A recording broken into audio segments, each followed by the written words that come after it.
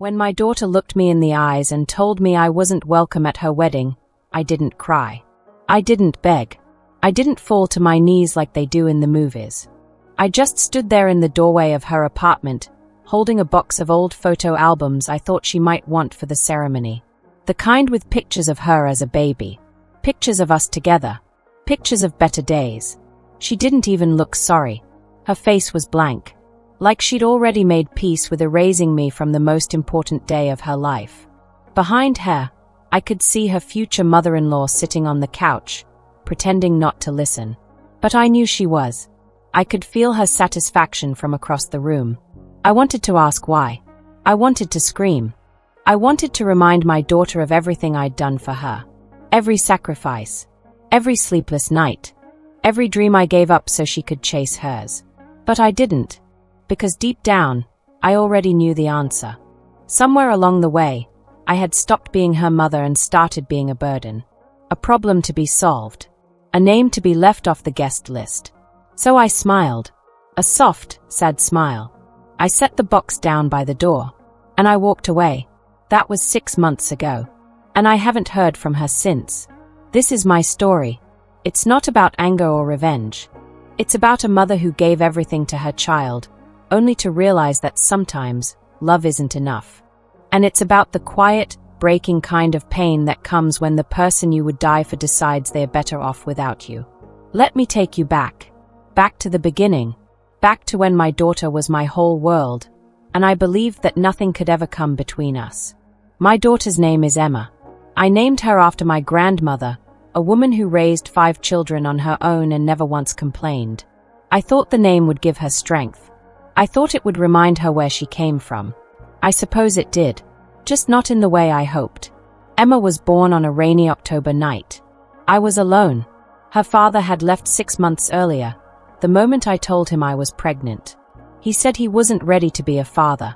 He said he had dreams, plans, a whole life ahead of him that didn't include a baby. I never heard from him again.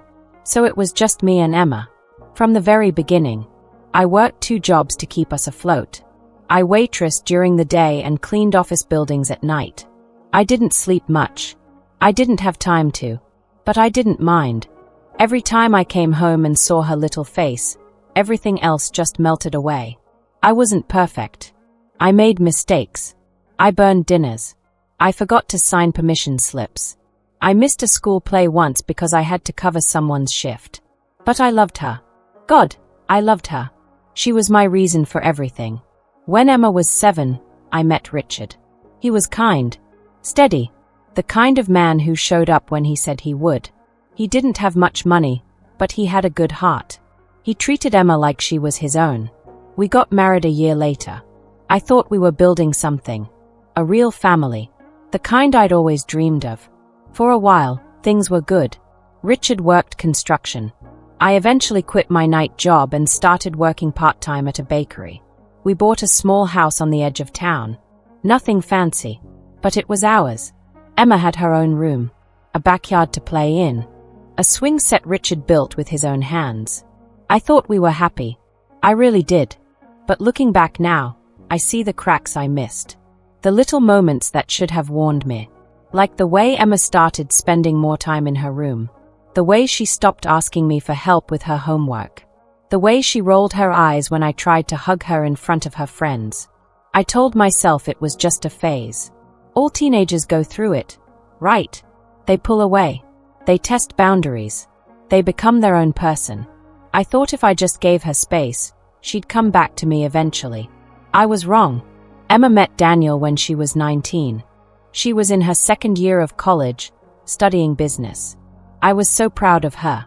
She was the first person in our family to go to university. I worked extra hours to help pay for her tuition. Richard picked up weekend shifts. We didn't mind. We wanted her to have opportunities we never had. Daniel seemed nice enough at first. Polite. Well-dressed. He came from a wealthy family. His father owned a chain of car dealerships. His mother was a lawyer. They lived in one of those big houses on the hill, the kind with iron gates and perfectly trimmed hedges. The first time Emma brought him home for dinner, I tried so hard to make a good impression. I cooked her favorite meal. lasagna with garlic bread. I cleaned the house top to bottom. I even bought a new tablecloth. But I could tell right away that Daniel wasn't comfortable. He barely touched his food. He kept checking his phone. When Richard tried to make conversation about football, Daniel just nodded politely and changed the subject. After they left, Emma called me. She didn't say hello. She just started talking. "Mom, why did you have to make such a big deal out of dinner?" I was confused. "What do you mean, sweetheart? I just wanted it to be nice." "It was embarrassing," she said. Her voice was sharp. "Cold. The tablecloth had a stain on it. And you kept asking Daniel questions like you were interrogating him." I felt my chest tighten. I was just trying to get to know him. "Well, you made him uncomfortable." I didn't know what to say. I apologized. I told her I'd do better next time. But even as I said it, I felt a distance growing between us. A gap I didn't know how to cross. Over the next few months, Emma started coming home less and less. When she did visit, she seemed distracted, impatient, like she couldn't wait to leave. She talked about Daniel constantly, about his family, about the trips they took, about the life she was building with him. And slowly, I started to feel like I didn't fit into that life. One afternoon, Emma came over with Daniel and his mother, Patricia.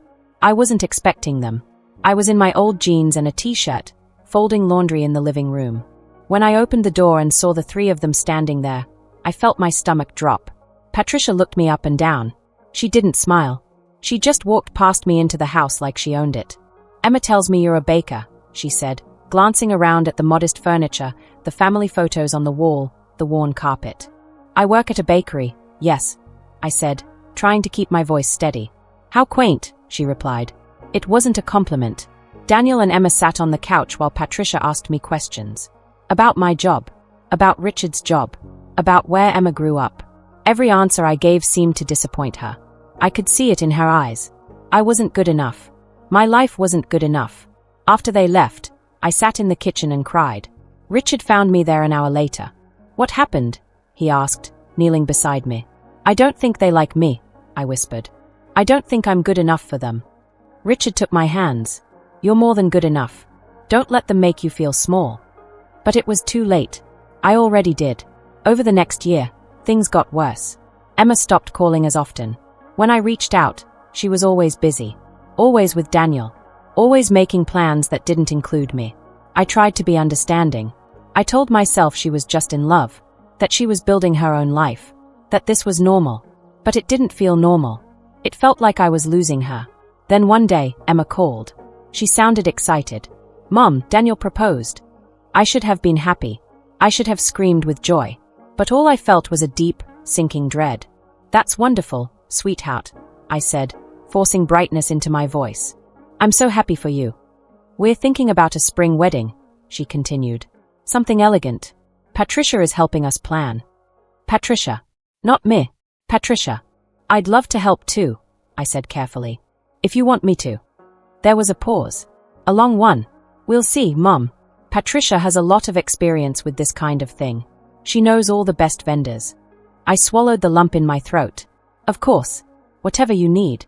But I never got that call. The one asking for my help. The one inviting me to look at dresses or taste cakes or pick out flowers. Every time I asked Emma about the wedding, she gave me vague answers. She said they were still figuring things out. That it was all very preliminary. I found out the truth by accident. I ran into Emma's college roommate at the grocery store. She congratulated me on the wedding. "It's going to be beautiful," she said. "I can't believe it's only 2 months away." 2 months. And I hadn't even seen an invitation. That night, I called Emma. My hands were shaking as I held the phone. "Sweetheart, I ran into Jessica today. She said the wedding is in 2 months. Another pause. "Yeah, Mom. We finalized the date a few weeks ago." "Why didn't you tell me?" "I've been busy. There's a lot to plan." "I want to help," I said, my voice breaking. "Please, let me help." "Mom, Patricia has it under control. I don't want to overwhelm you." Overwhelm me. Like I was fragile. Like I couldn't handle being part of my own daughter's wedding. "Emma, I'm your mother. I should be involved." "I know, Mom. And you will be. I need to go. Daniel's calling." She hung up, and I stood there in my kitchen, holding the phone, feeling more alone than I'd ever felt in my life. 3 weeks before the wedding, I decided to visit Emma. I didn't call first. I was afraid she'd tell me not to come. So I just drove to her apartment with a box of old photo albums. I thought maybe we could go through them together. Maybe it would remind her of who we used to be. When she opened the door, I could see I'd made a mistake. Patricia was there, sitting on the couch like she lived there. Emma looked stressed, tired. There were wedding magazines spread across the coffee table, fabric samples, seating charts. "Mom, what are you doing here?" Emma asked. "She didn't invite me in." "I brought some photos," I said, holding up the box. "I thought you might want them for the wedding, for a memory table or something." Emma glanced back at Patricia. I saw something pass between them, some silent communication I wasn't part of. "Mom, now's not a good time. I won't stay long. Mom." Her voice was firm. "Final. You need to call before you come over." I felt my face flush. "I'm sorry. I just wanted to see you. We barely talk anymore." Patricia stood up. She walked to the door, standing beside Emma. "Emma's been very busy," Patricia said, her tone condescending. "Planning a wedding is stressful. She doesn't need any additional pressure." Additional pressure. That's what I was to them. A source of stress. I looked at my daughter. My Emma. The little girl I used to rock to sleep. The one I'd worked 2 jobs for. The one I'd given everything to. "Emma, can we talk? Alone?" She hesitated. For just a moment, I thought she might say yes. But then Patricia put a hand on her shoulder.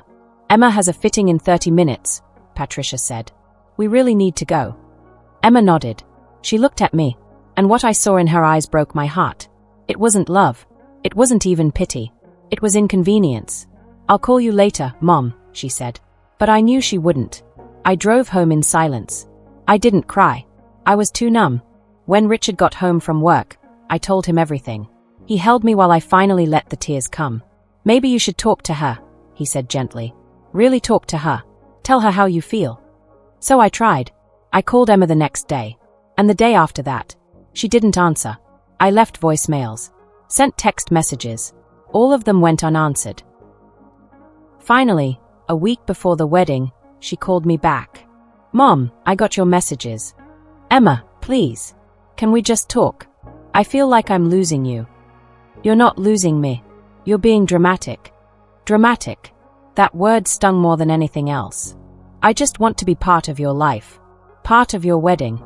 There was a long silence. Then Emma spoke. Her voice was calm. Too calm. "Mom, I need to tell you something. And I need you to just listen." My heart started racing. Patricia thinks, and I agree, that it might be better if you didn't come to the wedding.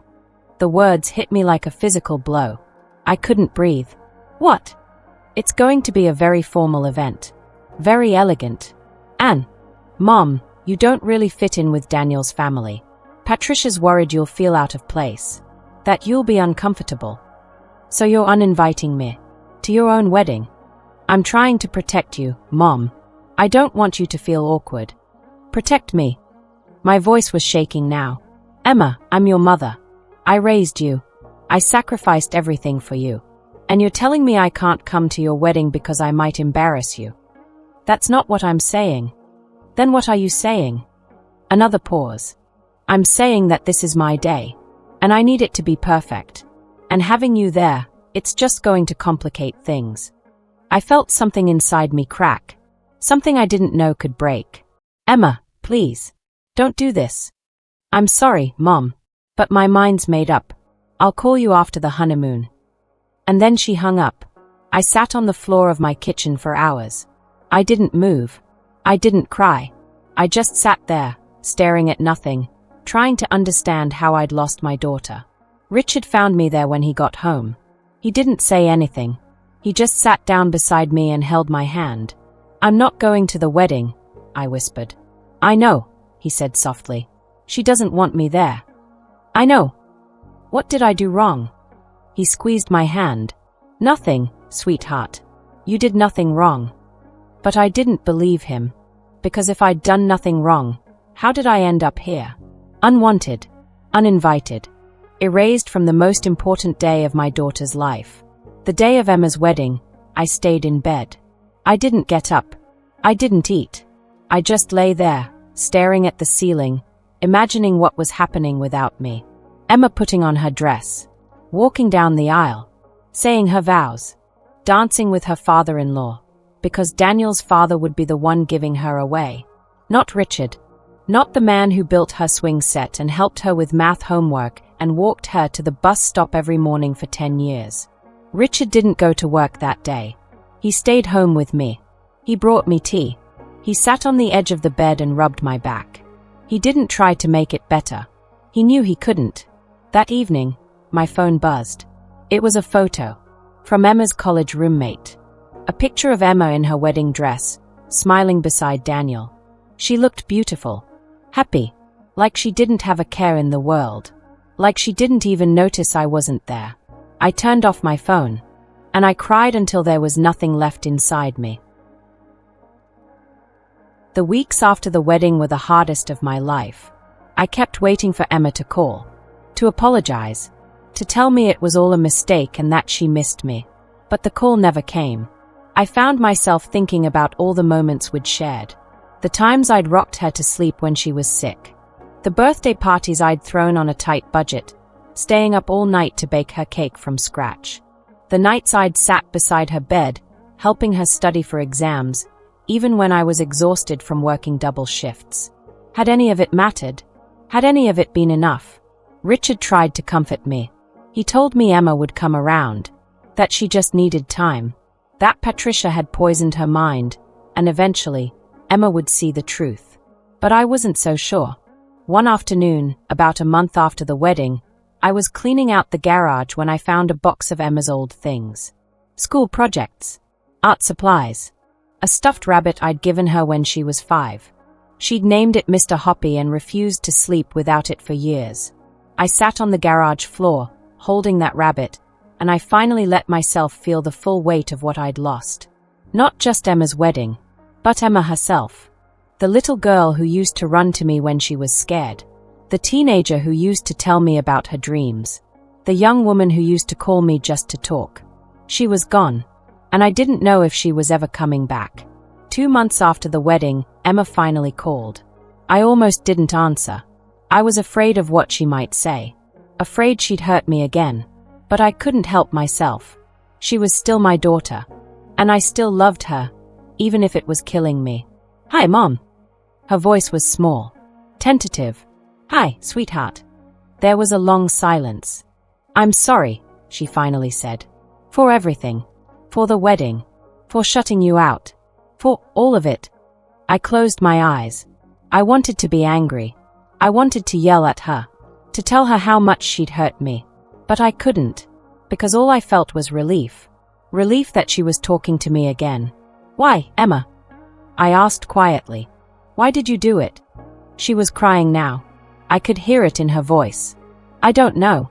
Patricia kept saying things. About how different our families were. About how you wouldn't understand our world. And I started believing her. I started thinking that maybe it would be easier if you just weren't there. Easier for who? For everyone. For Daniel's family. For me. Did it make things easier? She didn't answer right away. "No," she whispered. "It didn't. The whole day, I kept looking for you. I kept thinking you'd walk through the door. And when you didn't, I realized what I'd done. I realized I'd pushed away the one person who's always been there for me. I wiped away my own tears. I missed you, Emma. I miss you every day. I miss you too, Mom. Can we try again? Can you forgive me?" I wanted to say yes immediately, but something held me back. Because I knew that forgiveness wasn't just about saying the words. It was about healing. And healing takes time.